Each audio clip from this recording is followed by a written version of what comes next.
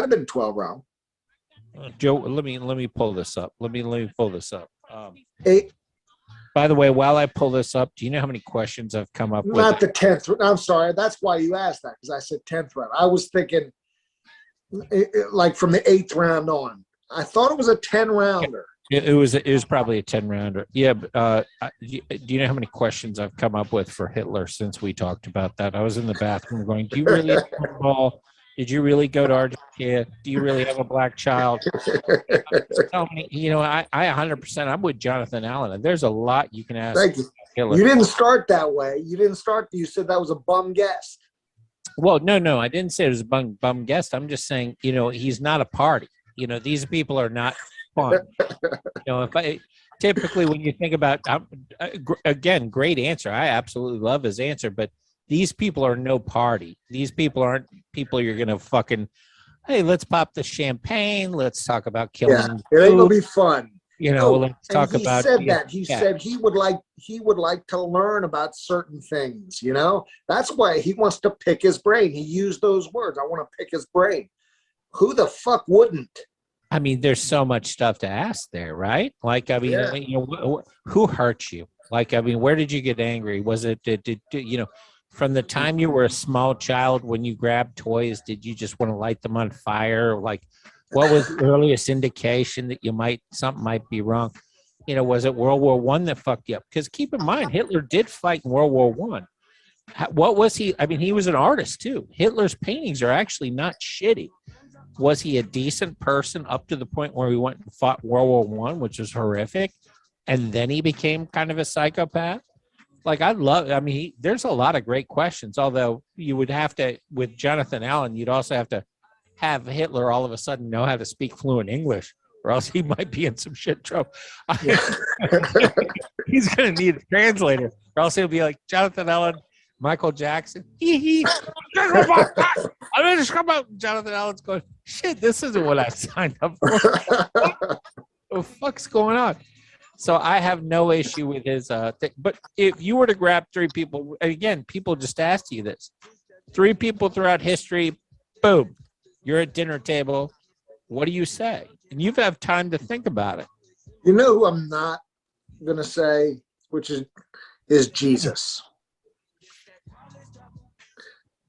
I mean, wow, that's I'd never even thought about Jesus. It's too deep for me, man. It's just everybody says Jesus, and I'm not sure. I wouldn't mind hanging out with Jesus. We'd be able to drink some wine. He'd be able to philosophically guide me in the right. Yeah, I'm not touching that. I ain't touching that. I mean, it'd be a loving experience. I mean, the guy's got charisma, up and down. He's got great wisdom. I don't know. I don't have a desire. I would go with. I know two of them. I'm going to try to find my third while you're confused. Go ahead, because it gives me time to think. Because I don't know the third yet. Do you have anybody in the history? I don't want to fuck it, huh? Do you have anybody in the history that you would love to just shoot the shit with? Like, there's conditions here, man. Do they have to answer me honestly? I mean, that wouldn't put in. Oh, you're just sitting there at dinner and just fucking chilling. There's no fucking truth serum. It's me just asking somebody something doesn't mean I'm going to get the right answer. I'm going to get the same answer as everybody else.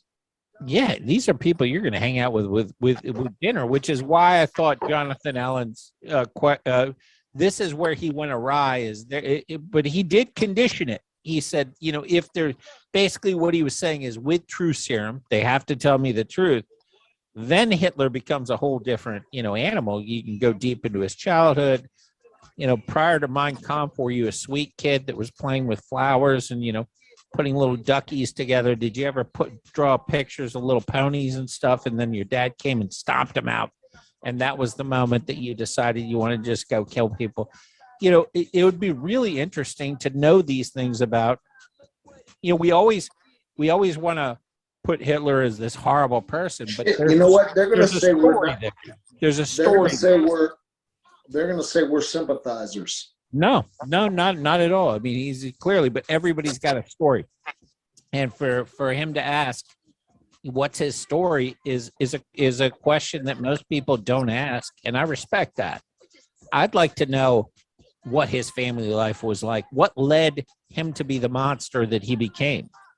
You know, that's a very fair question, and I don't know that appears in his writing. For everything I've seen on Hitler, he's been Hitler through everything I've seen. He's just been a prick. He's been Yeah. I'd like to find out what happened, you know, for me to uncover all those layers and find out too, because everybody at some point was a baby. He wasn't just an evil baby.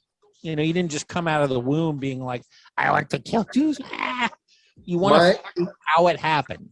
You know, how did that happen? That's a very legitimate question that most people don't want to address. They just want to be like, oh, it's Hitler. Fuck him. But I'd like to find out how it happened. And I'm sure Jonathan Allen, I share that with you.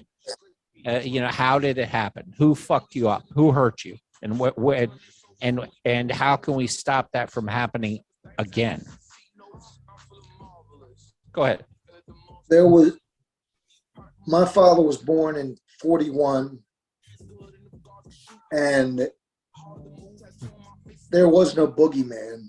There was Hitler. Yeah. That's who kids like my father back in the state, I mean, that's who they were afraid of. Can you imagine? That's who they, you know, that was the fucking boogeyman. Not, yeah.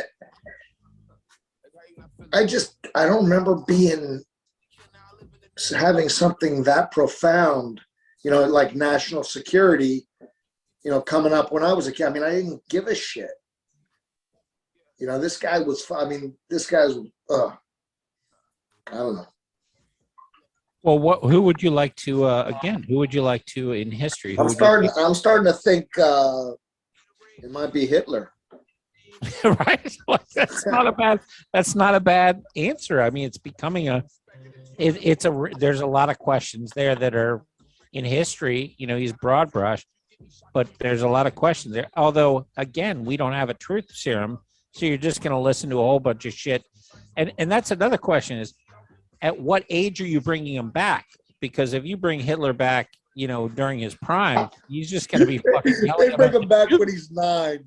Yeah, bring him back when he's a kid. Then it's a fucking interesting thing. You know, what's going on with you? How you doing? How your mother treating you? How's your father treating you? You bring him back when he's in his prime after World War I, he's clearly just going to be a prick, just yelling about the Jews being diseased, and which reminds you a lot about how the unvaxxed and the vaxxed are being treated. I couldn't imagine there was this many ways to look at this. Yeah, there's a lot of ways to look at it. And that's the beauty for me. Okay. So and I've thought about this throughout the thing. So there's 3 people. I'd like to have Mark Twain at my table, Richard Pryor at my table, and Roberto Duran at my table. Now, Roberto Duran is still with us, but I'd like those 3 people at the table with me. Just, God damn. I mean, just to watch them fucking hang out together. So Mark Twain with his incredible wit, you know, Roberto Duran with his incredible singing abilities, which people forget about, and his storytelling. You know, I mean, for me, Roberto Duran is like, for me, I would adopt him, but he's way too successful and way too old. But if Roberto Duran needed somebody to take care of him in his old age, like he gets too old to take care of himself, I'd take him in. I'd be like, I'm going to take Roberto Duran, and I will take care of him. I will move him into my house, but he has to sing every now and then to me. and those two, Pryor and Duran co-starred in Sugar Something. They work together? Yeah. Shut the fuck up. So I just have to introduce him to Mark Twain. Be like, this Richard is my friend Mark Twain, and then there's me. Richard Pryor played Sugar Ray or something. And he was a pimp. And Duran was in it. So there's another correction to the Beers and Brawlers history that you brought up, because what you just said is probably absolutely correct, but a lot of these moments fly by, and then later on I have to look into it. You mentioned Stallone, Richard Gere, and Princess Di. So I Googled it and it turns out that that's true. Like all things that you say, it's absolutely true. It came from Elton John talking about how Richard Gere showed up with Princess Di, and that Stallone got jealous and thought, because at this point, so here's the original. There was history before this, okay? Yeah. So they worked together on a movie. They didn't like each other. Stallone thought that Richard Gere was a pompous piece of shit. And then there was an episode where it was raining outside, and at this point, Stallone didn't like Richard Gere. Richard Gere didn't like Stallone. Richard Gere jumps in this tiny little car to get out of the rain during a shoot. He's got a hot dog with mustard, and Stallone goes, he's holding it like flippantly, and Stallone goes, listen, can you keep your hot dog to yourself? And he's like, whatever with my hot dog. Gets all arrogant. Because if that shit spills on me, we're gonna have a problem. And Richard Gere, took a bite and it spilled on Stallone's pants. Stallone elbowed him in the fucking face. Really? Yeah, it was like a big to do. And Richard Gere ended up getting kicked off that set. Got kicked out of that movie. So they had that big of a beef, and then that led up to Princess Di being with Richard Gere, and Stallone being, well, what the fuck are you doing with that piece of shit? And that's where the story that you heard came in. So so I pulled up the accounts, firsthand accounts, and pieced that together, and that's a piece of history that needs to be documented, because you were right that there was a Princess Di element there, and there was something before then. When we talk to Frank, at some point we'll have Frank on here. We can all, he can fill in pieces that you and I would never know, but that is the public piece of history about right. that. Right. Wow. In the meantime, these are the stylings of Roberto Duran. Let's shut it down to Roberto Duran. All for it, buddy. All right, brother. This has been fun. Nice job. I'll talk to you later. Patrick has nothing to do with any of these thoughts, and anything that happened on this podcast is not Patrick's fault. Try Rumble.